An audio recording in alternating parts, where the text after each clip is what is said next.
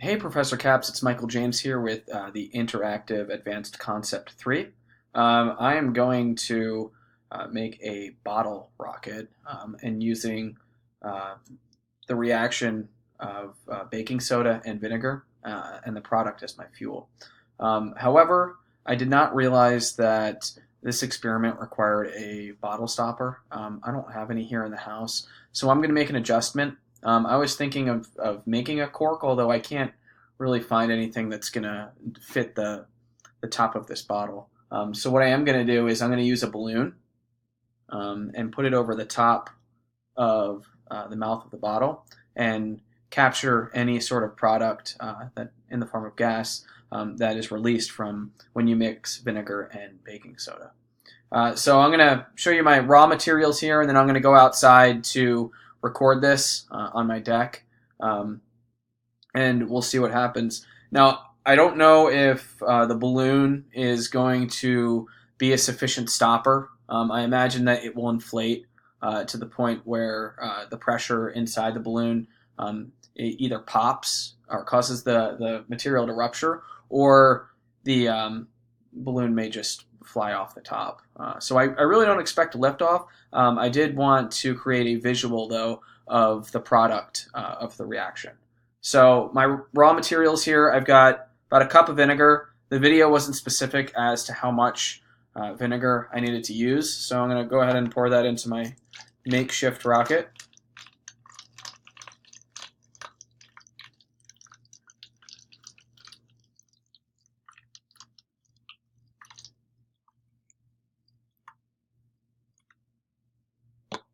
Okay. And now I'm going to make my baking soda capsule. Just use the standard napkin, put about a couple tablespoons of baking soda in the middle. I'm going to roll it up.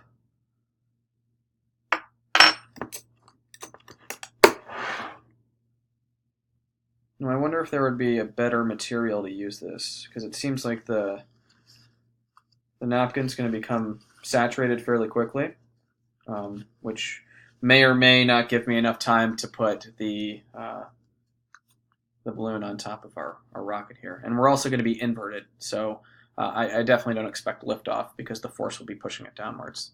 All right, I'm going to break while I take my rocket outside, and I will meet you out there. All right, I'm going to run the experiment now. Hopefully the lighting's good enough for you to see me. I didn't want to take my computer too close because my deck's not the biggest, and I didn't want to ruin it. So I'm going to set this, and I'll probably run back inside because there's no place to go. So I got my bomb, or my baking soda bomb here. I'm going to drop it in, and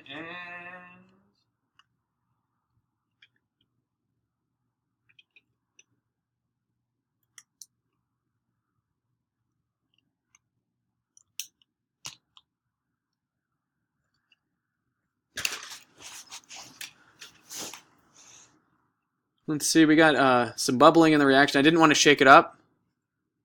Let's see.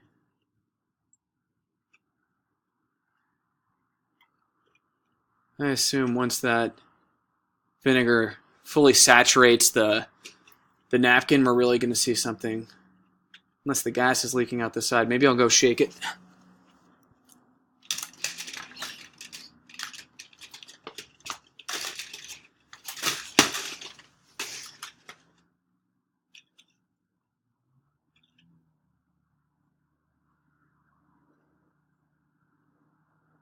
Huh.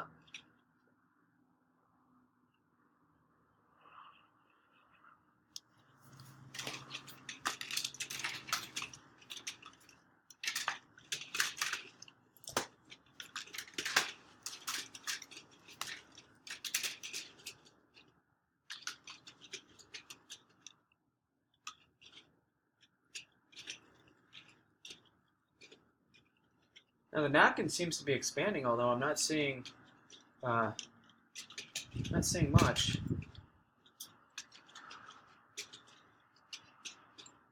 And I'll go for one more shake. We'll see if that doesn't do it.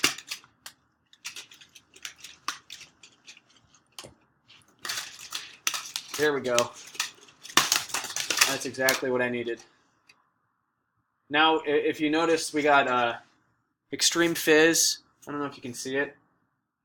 And the balloon is starting to inflate. So maybe we will get some liftoff, or at least some movement.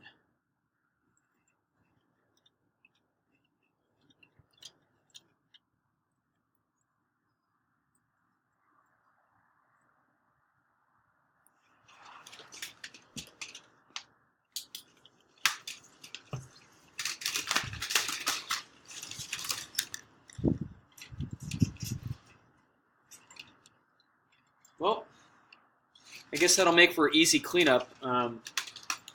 Maybe I didn't put enough baking soda in there, or maybe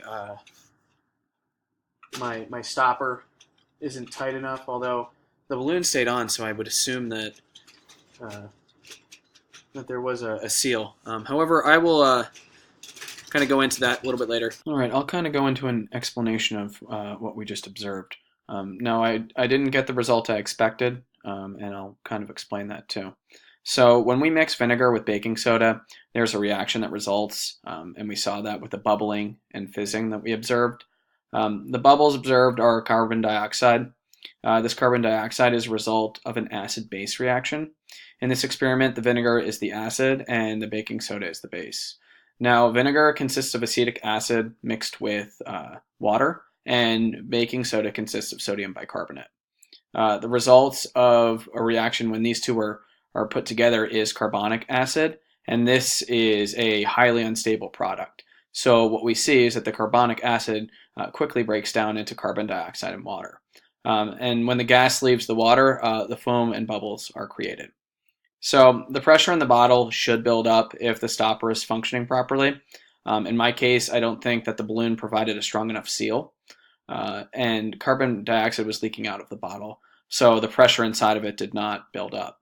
If I did repeat this with a stopper that had an appropriate seal, I would expect for the bottle to build up pressure strong enough to displace the stopper. Thank you.